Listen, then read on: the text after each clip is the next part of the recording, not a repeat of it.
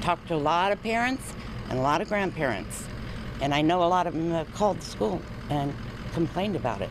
The controversy at Denair Middle School surrounds this graphic called the Gender Unicorn. The graphic, which can be found on the website for Trans Student Educational Resources, is meant to educate people about gender identity. It was distributed by a science teacher to roughly 50 students this week on the first day of school. It was not an assignment. Kids were not asked to fill it out. He really was using it as a reference point. Terry Metzger is the superintendent for the Denair Unified School District.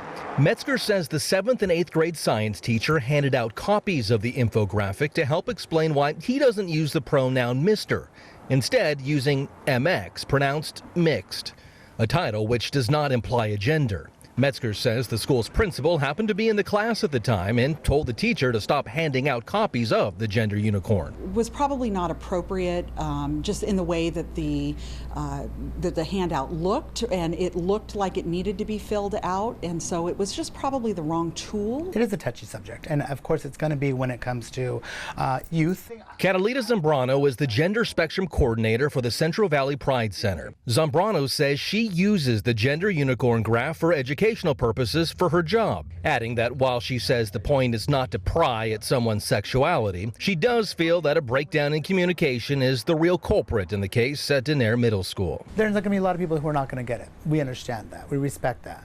But, maybe a little bit more planning next time, a little bit more finesse.